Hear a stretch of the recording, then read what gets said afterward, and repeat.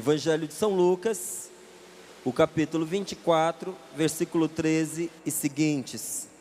Quem tem a Bíblia Ave Maria está na página 1382. Escute com atenção a palavra de Deus. Nesse mesmo dia, 2 discípulos caminhavam para uma aldeia chamada Emaús, distante de Jerusalém 60 estádios. Iam falando um com o outro de tudo o que se tinha passado. Enquanto iam conversando e discorrendo entre si, o mesmo Jesus aproximou-se deles e caminhava com eles. Mas os olhos estavam-lhes como que vendados e não o reconheceram. Perguntou-lhes então Jesus: de que estáis falando pelo caminho? Por que estáis tristes?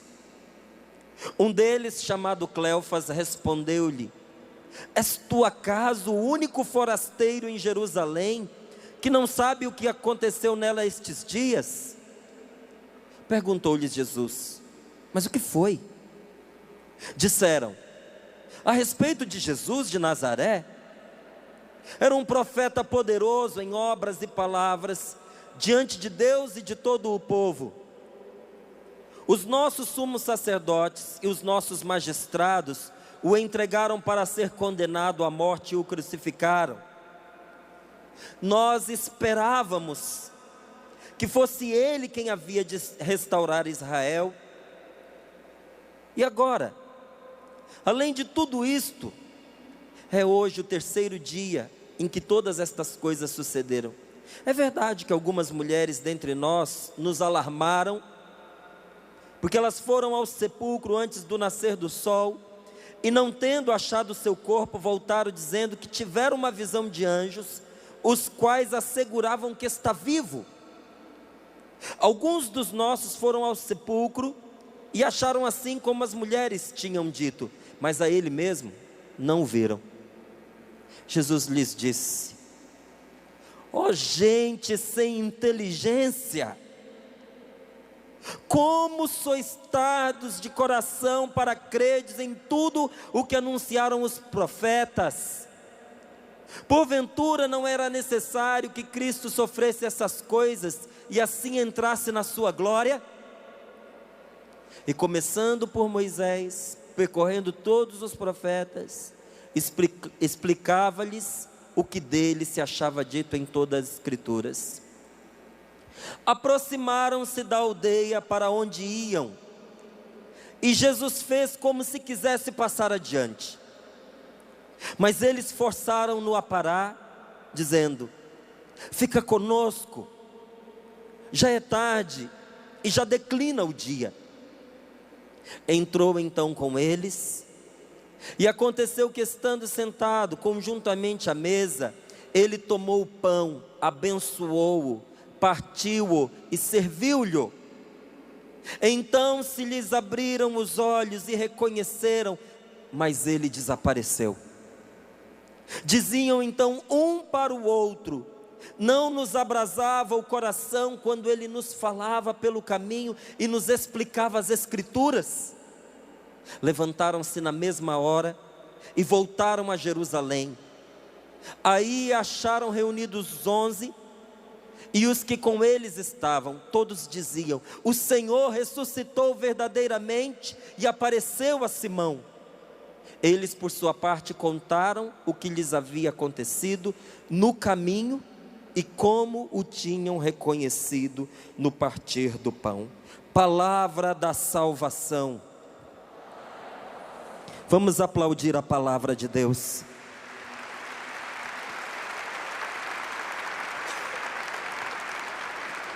Esta passagem é muito bonita, mas traz para nós uma verdade muito profunda. Jesus tinha sido morto, tinha morrido em Jerusalém, e era de lá que esses 2 discípulos vinham.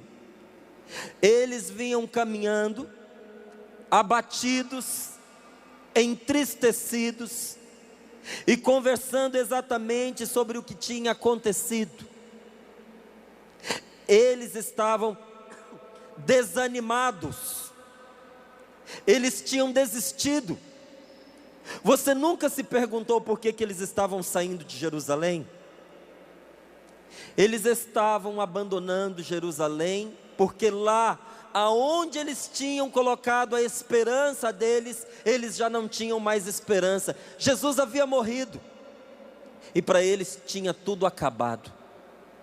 Eles estavam abandonando tudo, eles estavam desistindo, e por isso eles estavam tristes. Estavam unidos, estavam juntos, mas a partir de coisas ruins, a partir de coisas negativas. E era sobre isso que eles comentavam no meio do caminho. Eles murmuravam e se lamentavam pelo meio do caminho, porque a conversa deles era conversa de coisas ruins, de coisas negativas.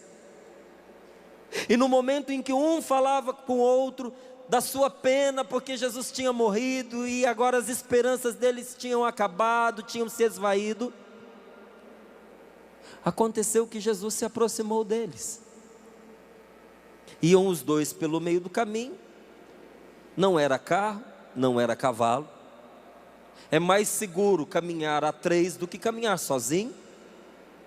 Então eles se aproximaram de Jesus. Não, Jesus se aproximou deles e ouviu o que eles estavam falando. E eles nem se deram conta da presença de Jesus junto deles, porque eles estavam cegos de tristeza e só olhavam para os problemas. Eles já tinham decidido a vida deles, estavam amargurados, entristecidos e problemáticos. Como eles não percebiam Jesus, Jesus se aproximou mais e interferiu na conversa deles. E perguntou: sobre o que vocês estão falando? Por que vocês estão tristes deste jeito? E aí eles abriram o coração e se lamentaram e choraram e expuseram ali as suas mágoas diante de Jesus. Mas Jesus não desistiu daqueles dois e começou a falar ao coração deles e explicou para eles o caminho da vida, que aqui na Escritura é bem claro. Jesus começou a explicar-lhe a palavra de Deus, a Sagrada Escritura, abriu o coração deles para compreender. Preste atenção numa coisa: Jesus falou ao coração deles e explicou para eles o caminho da vida e da felicidade. Desde hoje cedo, nesta manhã, nosso Senhor Jesus Cristo está fazendo a mesma coisa com você. Está ou não está? Sim ou não? Desde hoje o Senhor, desde ontem, porque muitos chegaram ontem. Não é verdade que desde ontem o Senhor tem falado ao seu coração e tem aberto diante dos seus olhos um caminho de vida? Deus está falando com você neste encontro, e o Senhor está abrindo seus olhos para que você possa enxergar qual é o plano que Deus tem para a sua vida. Ou você acha que você chegou aqui nesse encontro por acaso? Ou você acha que literalmente você caiu de paraquedas neste PHN, ou que você veio à Canção Nova simplesmente para fazer um passeio? Ainda que a gente pensasse assim, duvido. Acredito que você sabe o que você está fazendo aqui, mas ainda que você pensasse assim, Deus não pensou assim por você. Deus trouxe você aqui nesse PHN para falar ao seu coração e para abrir os seus olhos e os seus ouvidos, para que você possa enxergar o plano de amor que Deus tem para a sua vida. Mas preste atenção numa coisa: ninguém enxerga em meio à impureza. A impureza impede a gente de ver o que Deus tem para nós. Existem algumas casas muito antigas, que quando você entra nela você se assusta, porque apesar das janelas terem vidro, a luz quase não entra mais. Porque com o passar dos anos, a poeira foi se acumulando, muitas vezes até pelo lado de fora. A poeira, a sujeira, a gordura, que quando a luz bate na janela, você até percebe que o sol está lá fora, mas já não clareia como antes. E mesmo que passe um pouco de luz, não dá para ver do outro lado, porque a janela está impura. Quando criança nós brincávamos muito disso, talvez você também tenha brincado assim. Lá em Brasília, depois das chuvas, formavam imensas poças, e passado um tempinho depois da chuva, a poça continuava, e a água ficava calma. Então quando a água ficava calma, você via o fundo da poça. Mas a criançada não deixa as coisas quietas, pegava logo um pedaço de pau, pegava logo um ramo, um galho, e começava a ouriçar aquela água toda, e quando você via, a água estava lamacenta, não dava mais para ver o fundo da poça. Eu sei que muitos aqui moram em cidades que têm rios, como nós aqui, no Vale do Paraíba, nós temos o rio Paraíba. É um rio lamacento, e um rio lamacento não deixa você ver o fundo, e mesmo se você mergulha, você não enxerga enquanto está lá embaixo, porque é um rio lamacento, é um rio impuro. A impureza impede de enxergar, a impureza impede de ver a Deus. E quando a palavra de Deus ela fala de impureza, na Bíblia todas as vezes que se fala de impureza, essa impureza do qual fala a palavra de Deus, tem a ver com sexo, tem a ver com castidade, tem a ver com continência.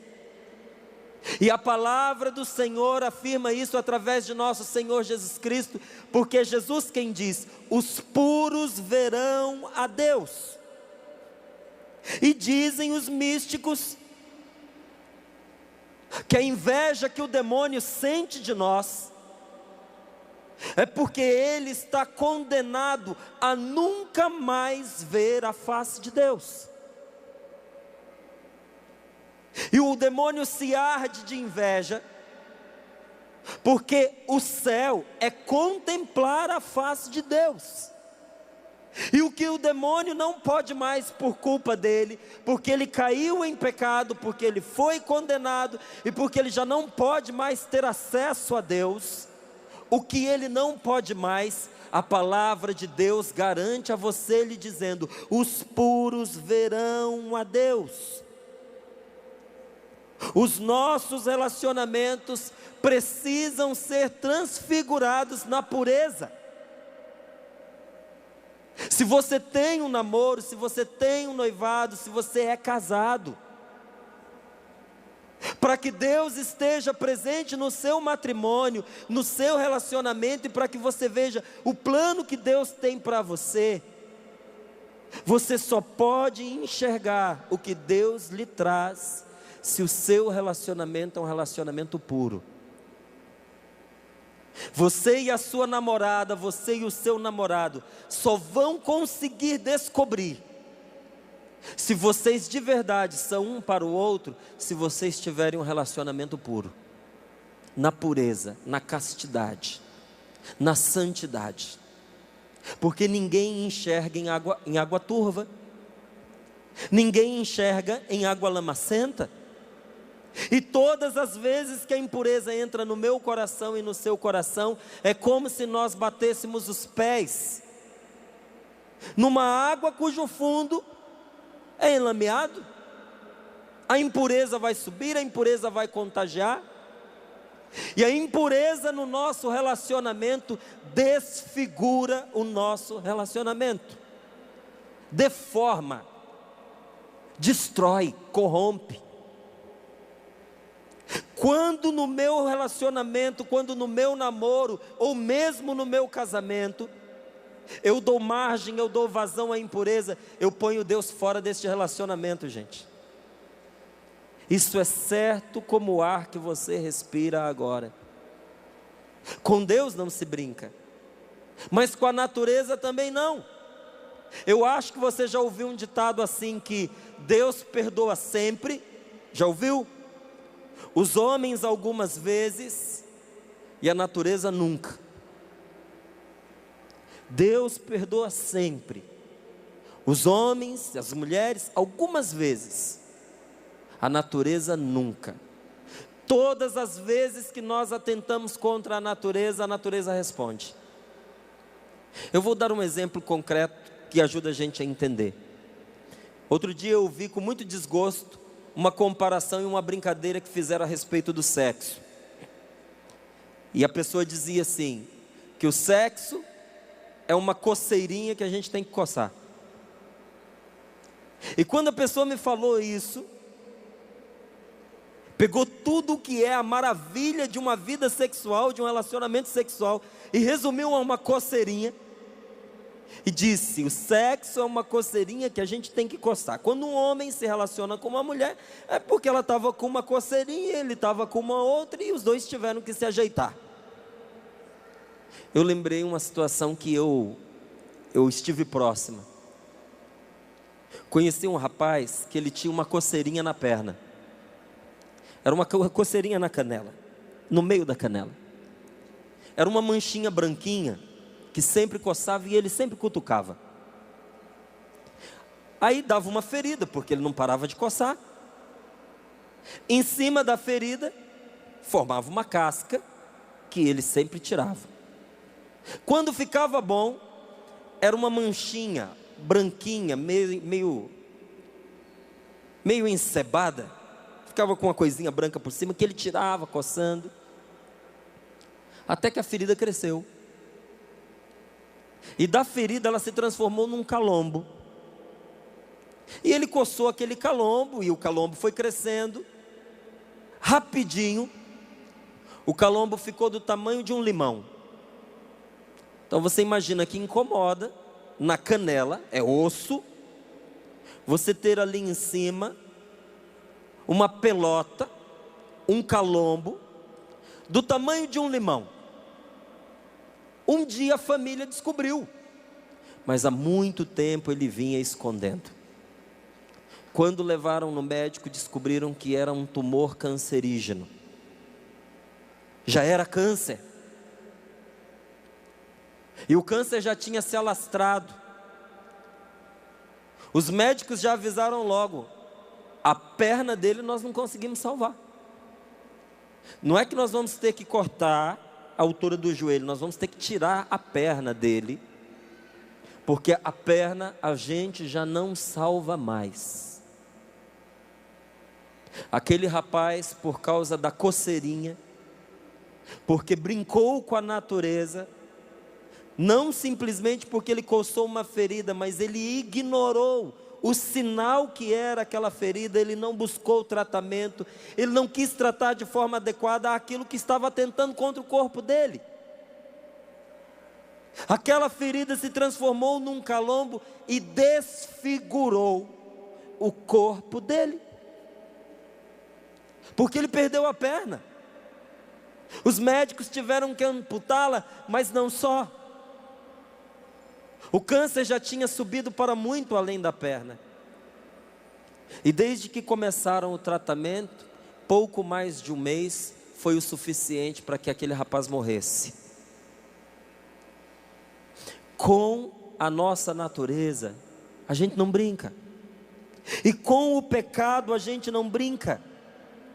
Todas as vezes que o meu relacionamento ele é deturpado pelo pecado, quando por causa de uma mentalidade permissivista, eu deixo entrar no meu relacionamento de namoro na minha juventude, 14, 15, 16, 17, 20 e poucos anos, eu começo a viver uma vida sexual ativa, como se eu já tivesse um compromisso de marido ou de mulher com aquela pessoa. Eu estou atentando contra a natureza do que eu sou, porque eu sou cristão, eu sou de Deus, eu sou de Jesus Cristo. E todas as vezes que eu atento contra nosso Senhor Jesus Cristo, contra a castidade, contra a pureza, contra o meu corpo que é templo do Espírito Santo, eu estou coçando uma coceira que eu não deveria coçar. A consequência é a deformação do seu relacionamento e a morte do seu relacionamento.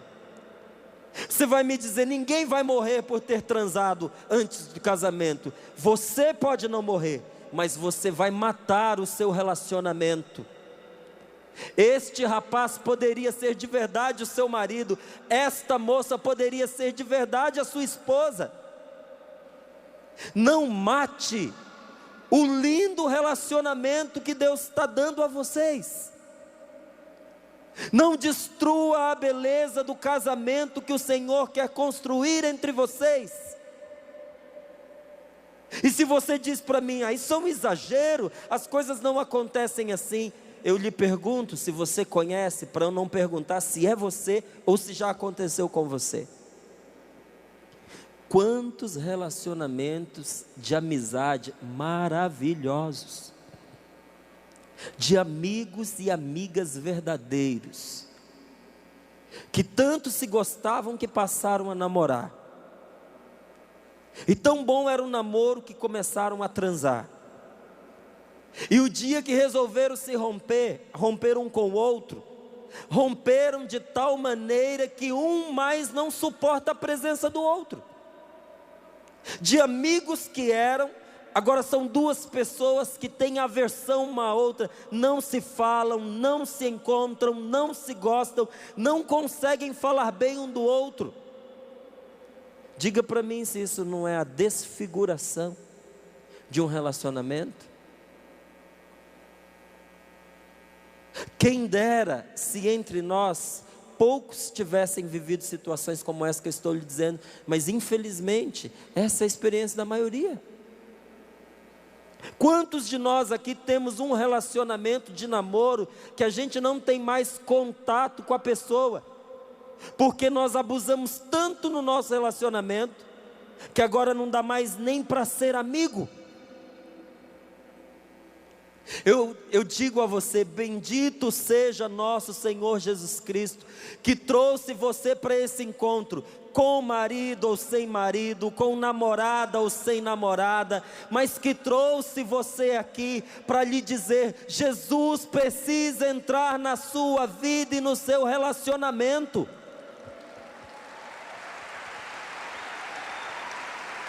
Como na vida daqueles dois, que vinham pelo caminho se lamentando, se lamuriando, reclamando, dizendo, já não temos esperança, morreu aquele em quem nós confiávamos.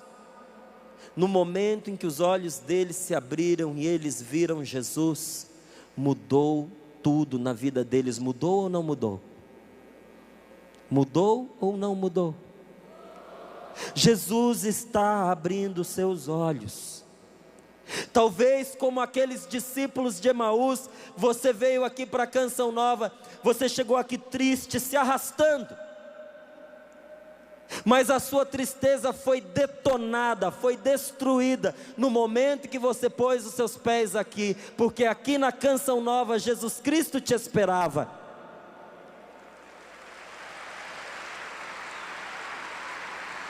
Você veio triste, se arrastando, mas agora como aqueles homens, você sente não só nos seus corações, mas como nos seus pés também, como que você pudesse voar. Você não está mais se arrastando, porque Deus falou com você, porque Deus tocou em você, porque Ele pôs as mãos dEle sobre você. Eles vinham de Jerusalém se arrastando pelo caminho, chorando as suas mágoas, mas no momento em que aqueles homens descobriram Jesus, eles voltaram voando. Eles vinham cheios de medo. Por que vocês acham que eles chamaram Jesus para ficar? Presta atenção na conversa, olha o que eles diziam: Senhor, já está ficando escuro, de noite ninguém caminha, é perigoso, tem bandidos, tem feras pelo meio do caminho, você pode se perder, o frio é muito intenso, de noite ninguém caminha, fica conosco. Estes mesmos homens que disseram isso, romperam a noite afora, voando pela estrada, porque eles tinham descoberto uma coisa maravilhosa. Mais do que uma coisa, eles tinham encontrado uma pessoa maravilhosa, eles tinham encontrado Jesus Cristo. Eles vieram falando de desgraças, mas agora eles só conseguiam louvar a Deus. Como foi que você chegou aqui nesse PHN? Quantos desafios você enfrentou para poder estar aqui? Quantas situações difíceis você teve que passar? Quantas horas perdidas na estrada? Gente daqui de perto viajou 12 horas de ônibus, 13 horas de ônibus para poder chegar aqui. E os de longe? Que estrada você enfrentou? Que dificuldades você passou? Está dormindo aqui em barracas? Outros tiveram que suar a camisa para encontrar um alojamento. Quantas dificuldades, mas eu tenho uma pergunta a lhe fazer: está valendo a pena? Você passaria por tudo isso outra vez? Eu lhe digo por quê? Porque você já encontrou Jesus, você já encontrou o Senhor. Mas tudo bem, se a gente vai falar de relacionamento, e a gente está falando do medo, eu acredito que existem dois medos, para as pessoas que querem ter alguém na sua vida. O primeiro medo é o medo de viver e morrer sozinho. Tem gente que pasta com medo de não encontrar ninguém. E como o pobre ou a pobre sofre, e chora, e se lamenta, mas não conta.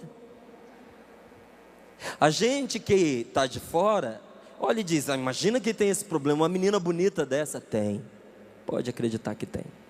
Não, um rapaz desse, bonito, cheio de desenvoltura, forte, inteligente, não tem problema nenhum, não tem.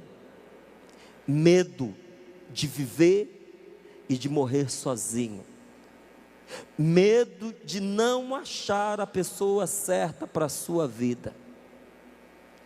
Para a gente não perguntar se tem, eu vou perguntar se teve. Você já teve esse medo? Levanta a mão, por favor. Levanta a mão, não tenha medo não, nem vergonha. Olha a sua volta para você ver que você não está sozinho. Mas quem já tem alguém, casado ou não casado, também tem um medo. Você que está namorando, que trouxe o seu namorado para cá, a sua namorada para cá, o noivo, ou talvez até o esposo ou a esposa. Quem já tem alguém, de vez em quando ainda é assombrado pelo medo de ter escolhido a pessoa errada, de estar do lado da pessoa que não era para estar. Mas eu vou partilhar com você uma coisa, porque a palavra de Deus ensina para a gente o caminho da vida. A palavra de Deus ensina para nós um caminho seguro. Você quer saber o que fazer para descobrir a pessoa da sua vida? Eu acho que você não quer saber, porque eu não ouvi resposta, então não vou poder dizer. Ah, bom, melhorou. Você quer saber, quer ter a certeza se a pessoa que está ao seu lado é a pessoa que Deus reservou para você? Então vamos buscar a resposta naquele que pode nos responder. Abra sua Bíblia em Eclesiástico, no capítulo 6, versículos de 14 a 17. Vou compartilhar com você o segredo para você encontrar este homem que você está buscando. O segredo para você encontrar esta mulher. Ouça, por favor. Um amigo fiel é uma poderosa proteção. Quem o achou descobriu um tesouro. Nada é comparável a um amigo fiel. O ouro e a prata não merecem ser postos em paralelo com a sinceridade da sua fé. Um amigo fiel é um remédio de vida e imortalidade. Quem teme ao Senhor achará esse amigo. Quem teme ao Senhor terá também uma excelente amizade, pois seu amigo lhe será semelhante. Palavra do Senhor. Aplauda a palavra de Deus.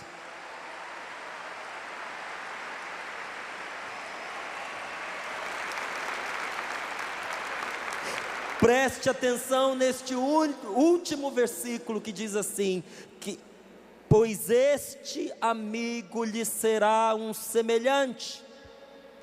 Quando Deus criou o homem, viu que o homem estava só, e disse: não é bom que ele esteja só, vou fazer para ele uma ajuda que lhe seja semelhante. Esta ajuda semelhante, este amigo semelhante que você tem na sua vida precisa ser, em primeiro lugar, o seu marido e a sua esposa. Deixa eu dizer uma coisa bem baixinho aqui, que é para não soar agressivo para ninguém. Se fora do seu casamento, estou falando para você homem, se fora do seu casamento, você tem um melhor amigo, que é melhor amigo teu do que a tua esposa, você está casado com a pessoa errada. Vai casar com teu amigo.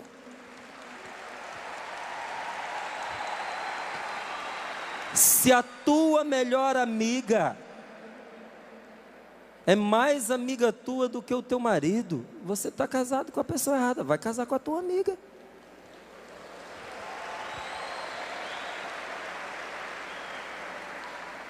Eu digo para você de experiência, estou casado há 8 anos, conheço a minha esposa há 12, desde que nós nos conhecemos, ela é a minha melhor amiga, não tem outra. Amo a minha esposa, sou apaixonado por ela, e sei que ela entrou na minha vida por eu temer a Deus. Desde que eu comecei a me despertar para os relacionamentos de namoro, gente, eu tive o meu encontro com Deus nesta altura. E todas as vezes que eu pensava em ter alguém, porque eu queria ter alguém, eu me perguntava: meu Deus, é esta pessoa que o Senhor tem para a minha vida agora? Porque pode até ser que Deus tenha escolhido outras pessoas para passar pela sua vida, para se relacionar com você, para transformar a sua vida, para curar o seu coração e te preparar para um casamento. Namoro é uma etapa, não quer dizer que porque você está namorando, você tem que casar com aquela pessoa. É um tempo de descoberta em que Deus fala com a gente. Mas gente, preste atenção, até no nosso namoro, quem entra na nossa vida tem que entrar pelas mãos de Deus e não pelas mãos do diabo. Essa pessoa que está entrando na sua vida tem que ser trazida por Deus, porque se o Senhor a pôs no seu caminho, ela fará toda a diferença. E como foi difícil, eu lhe digo, me segurar para não ficar com ninguém. Mas eu sabia que se eu ficasse com uma e com outra, eu me tornaria um calhorda. E eu sabia que se eu ficasse com uma e com outra, eu corria o sério risco de, quando a mulher da minha vida aparecesse, o lugar dela estar ocupado por uma daquelas com as quais eu ficava.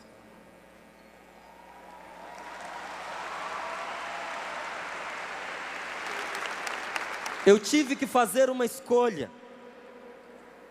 Eu preferi abrir mão do que não presta, para ficar com o melhor. Foi a palavra que você ouviu hoje de manhã, não foi?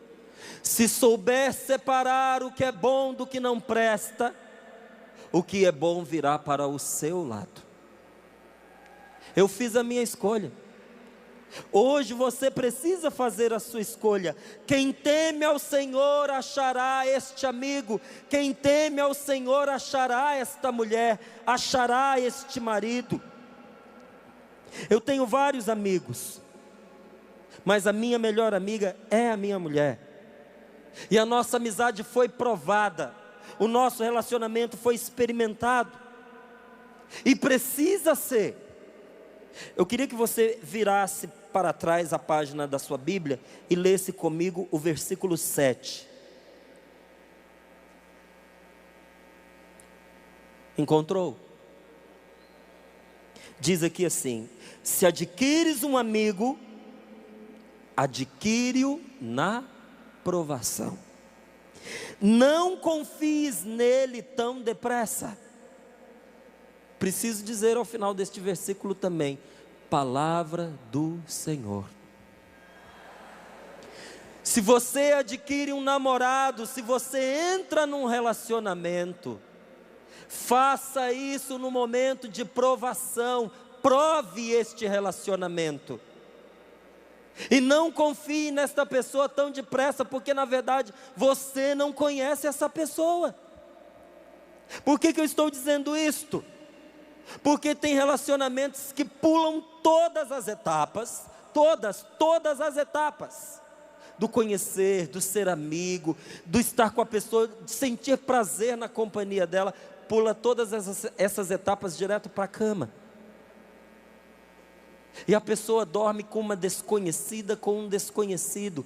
Confia a alguém o seu corpo, alguém que nem sequer conhece. Quantas vezes eu fui pregar, gente, nessas cidades litorâneas, e que bom, quanta gente boa, gente de oração, gente fervorosa, nestas cidades para rezar, para temer a Deus e para acolher a gente. Mas quantas pessoas nessas cidades litorâneas, vítimas do turismo, jovens de 14, 15, 16 anos, grávidas, do pai, cujo nome nem ela sabe. Porque era uma prostituta? Não. Porque caiu nos encantos de alguém que pela primeira vez passava naquela cidade e nunca mais voltou, deixando lá um filho. Porque não foi educada, porque não foi acompanhada. E isso que eu digo de uma jovenzinha, de um jovenzinho, bem jovenzinho mesmo, eu digo também para nós mais adultos. A gente se entrega a quem a gente não conhece, é um absurdo, é um crime que você está fazendo contra você.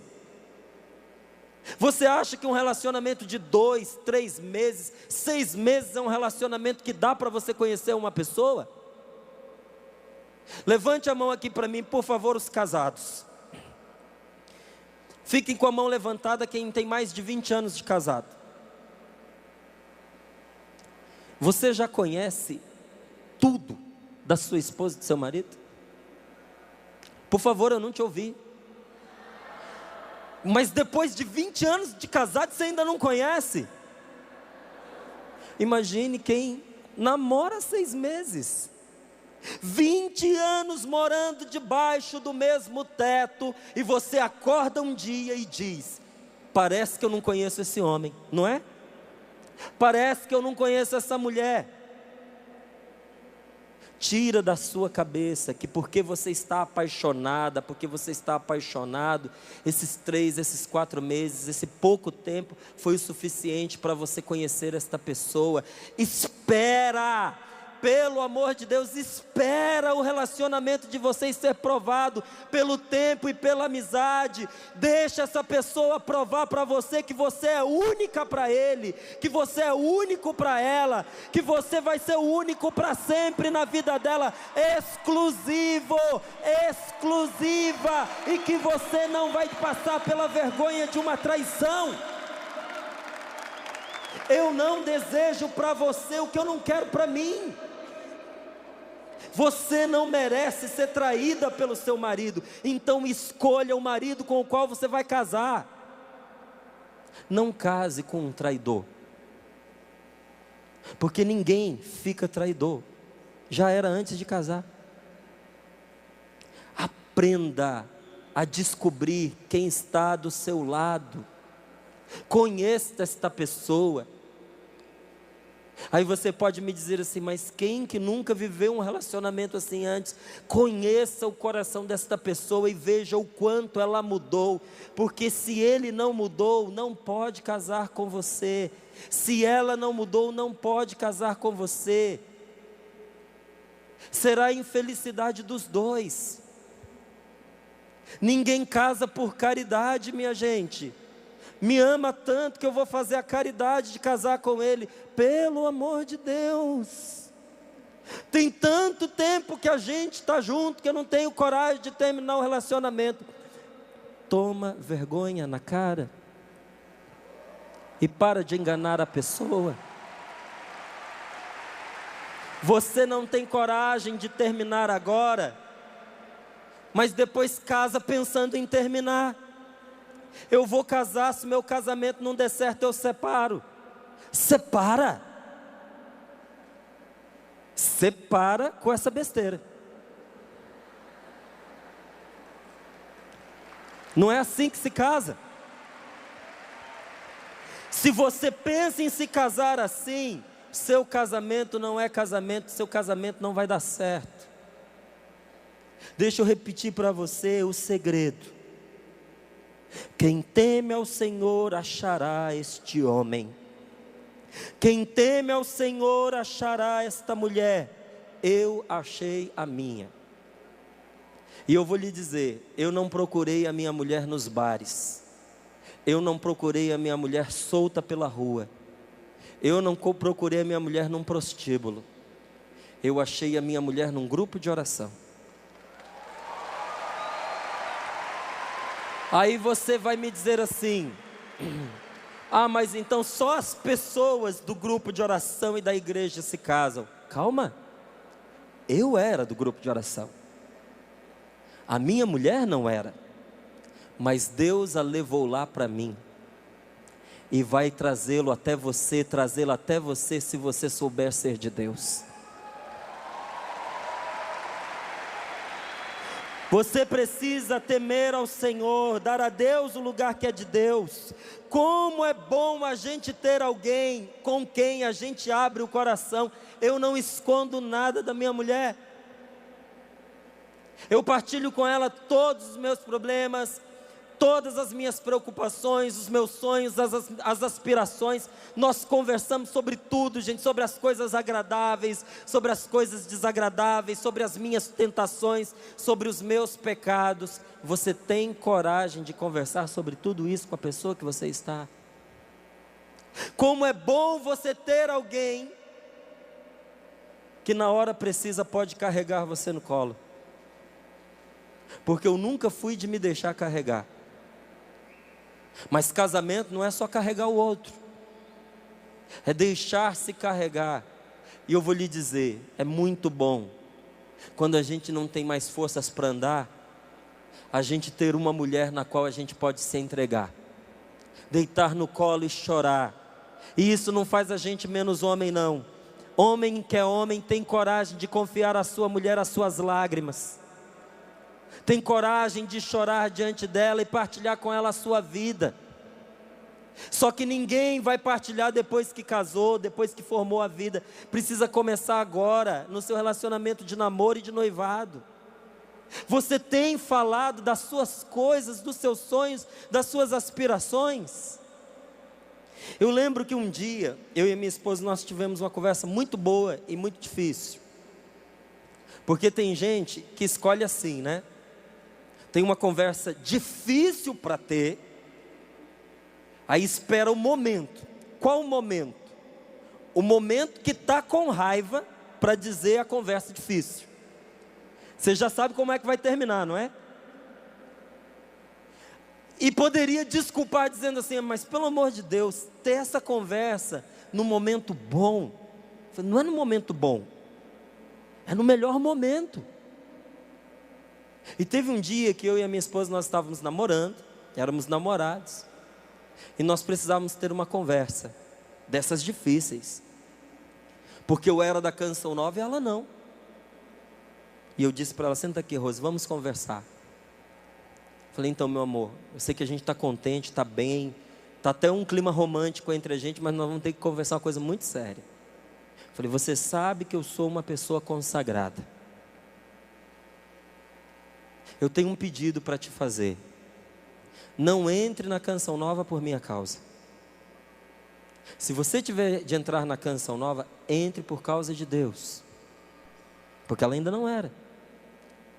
E eu abri o meu coração para ela e disse: e pelo amor de Deus, se um dia você sonha em sair da canção nova, não se case comigo, para você não levar com você um marido infeliz, porque se você fizer isso, vai estar me traindo.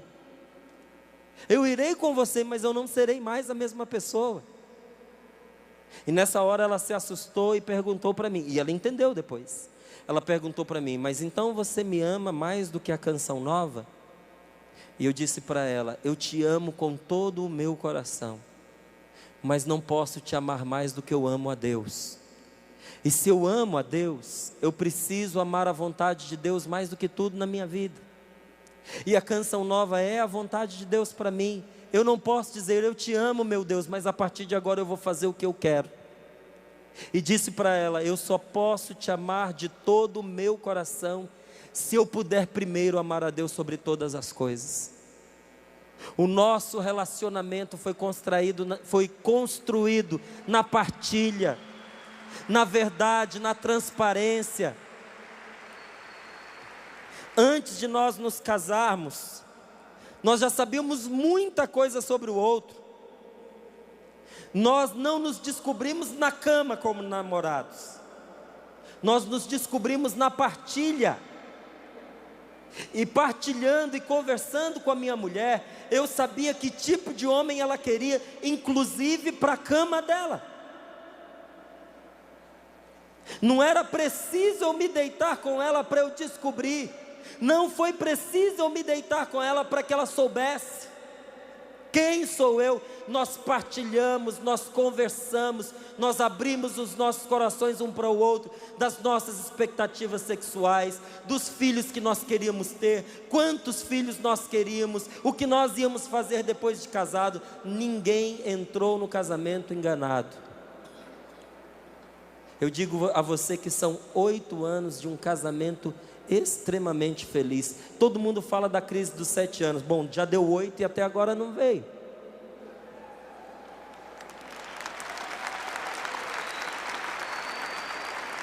Porque a nossa crise é diferente de algumas crises. A nossa crise é todo dia. Porque você sabe que crise é tempo de purificação, não é?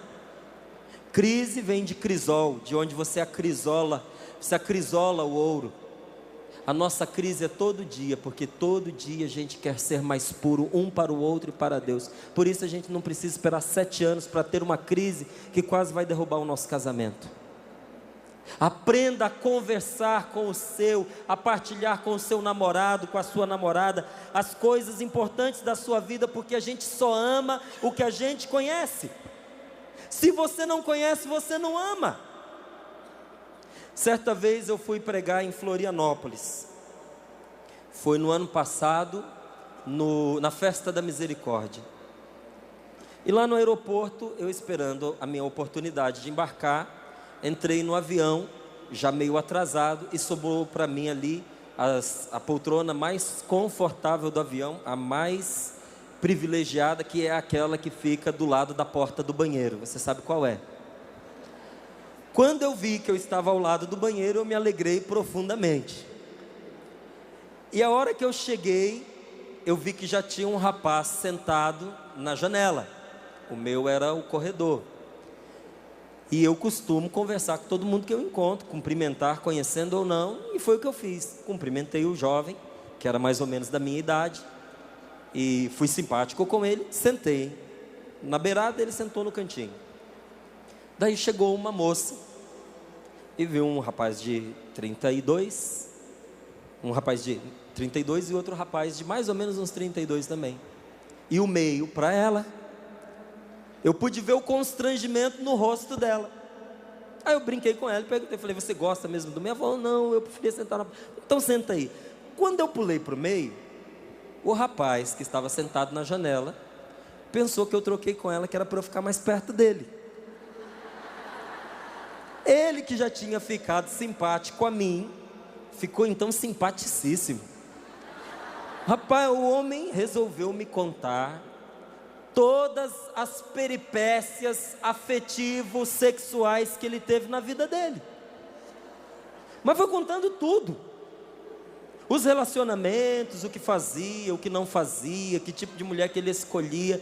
Eu colocava a mão na cabeça e só pensava assim, meu Deus, que ninguém me conheça nesse avião. Porque o povo vai pensar que eu estou tendo esse tipo de conversa, eu não estou, só estou ouvindo. Mas deixa eu ouvir. E ele falou, até que uma certa altura, ele se deu conta que só ele tinha falado e me perguntou, e você faz o que da vida? Eu falei, bom, agora é a minha oportunidade. Eu falei, eu sou missionário. O rapaz até engasgou. Ah, mas me desculpa, eu não sabia. Eu falei, não, nós somos homens. Você é jovem, eu também, você quis contar, eu estou aqui para ouvir. Você fala o que você quiser. Daqui a pouquinho ele esqueceu que eu era missionário de novo. Virou para mim e disse assim, rapaz, a gente ia para Florianópolis. Falou, chegando lá em Floripa, eu vou tirar da bolsa aquela sunguinha. Eu ri. Quando a gente acabou de conversar um pouco, o avião entrou numa tempestade. Florianópolis coberto de nuvens, raio para tudo enquanto é lado, trovão estourando do lado da gente. Aí eu olhei para ele e falei, você vai me desculpar, mas a sunguinha vai ficar enterrada na mochila. Ele ficou nervoso, virou para mim e disse assim, você fala isso rindo? Você acha engraçado? Você vai para Florianópolis e não vai para aquelas praias maravilhosas? Já sei. É que você é missionário, né? Aquelas mulheres lindas desfilando pela praia só de biquíni, é muita tentação para você, e você não pode ir. Eu falei, não é bem isso. Você quer saber sinceramente? Ele falou, eu quero. Eu falei, eu já fui a Florianópolis, eu conheço as praias de Florianópolis, conheço o povo lindo de Florianópolis, mas a questão é outra. É que quando eu vou para lá e eu chego naquelas praias maravilhosas, sem a minha esposa e sem os meus filhos, eu só consigo lembrar que eles não estão comigo. Então quando eu vejo uma coisa bonita, eu só consigo lembrar que minha mulher não está ali para compartilhar. Se eu como uma coisa diferente, eu lembro que os meus filhos gostam. Em vez de eu sair mais alegre, eu saio mais triste porque eu sinto falta deles.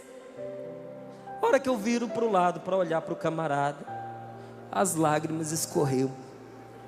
E ele disse para mim, eu nunca encontrei alguém que me fizesse sentir assim. Aí foi a deixa que eu esperava. Virei para ele e disse, quem teme ao Senhor, encontrará essa mulher. O que falta na sua vida, meu amigo, é Deus. Até agora você escolheu as suas namoradas pelo dinheiro que ela tem, pelo apartamento que ela pode dividir com você. Você escolheu pelo grau de estudo, pela beleza do corpo dela. Quando você aprender a olhar para Deus e através de Deus olhar para o coração da mulher que Ele preparou para você, você vai reconhecê-la, você vai encontrá-la. Ela não chegou na sua vida ainda porque até hoje você não esteve preparado para recebê-la.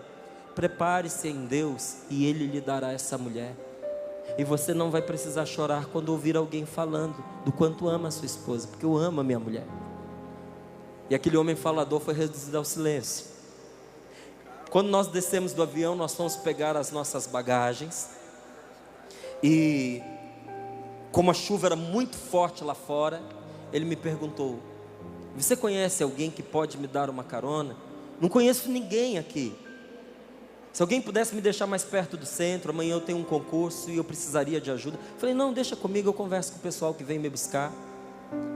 Quando eu saí pela porta do aeroporto, havia uma mãe com o seu filho me esperando. Abriram os braços, me deram um abraço bem gostoso. Você já viu o carismático se encontrando? Como é que é? Foi aquele abraço gostoso, um beijo para ela, um beijo para o filho dela. Aí ela de um lado me dando o braço, ele e o rapaz do outro, e fomos os três, entramos dentro do carro, perguntei se podia dar carona para o meu amigo do avião, e ela disse que sim. Ela sentou com o filho na frente e eu com o rapaz lá atrás. Aí ele me cutucou com o cotovelo e disse assim: essa família te ama, né? Há quanto tempo você os conhece? Falei para ele: há menos tempo do que eu conheço você, porque você encontrei lá em São Paulo, eles eu estou vendo pela primeira vez agora. A cabeça daquele homem deu uma volta do tamanho de que você não imagina.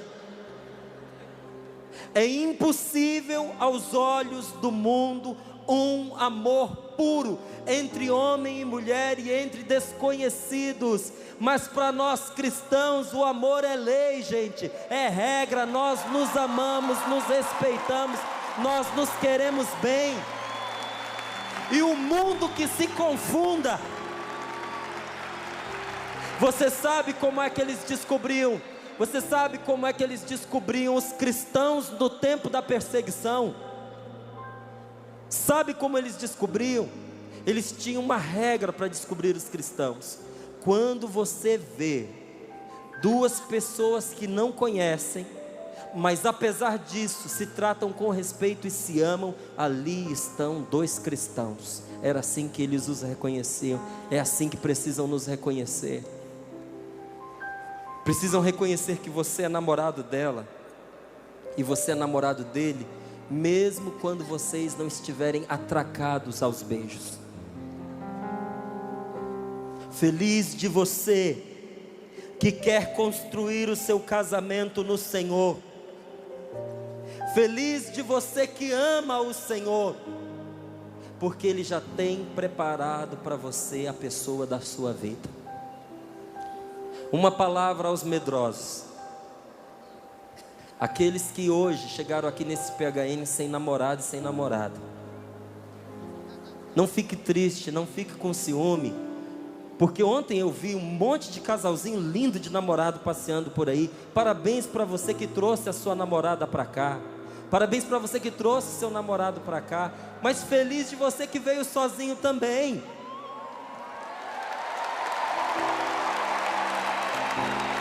Não fique com ciúme, porque esse desejo louco que você tem de encontrar esta pessoa é apenas um sinal de que Deus fez alguém para você. Essa pessoa existe e está te esperando, porque você resolveu colocar Deus na sua vida. Deus vai colocar na sua vida alguém que Ele escolheu para você. Tem uma música do Dunga nesse CD que eu gostei mais. Cada um é tocado mais por uma. Eu fui tocado mais por essa, que diz assim: sem forças para recomeçar, senti vontade de gritar: vem, Senhor, vem me curar, e ao meu coração vem me falar. Talvez você nem soubesse dar esse grito, mas Deus ouviu o seu gemido. O Senhor que te viu e que te ouviu veio falar ao seu coração.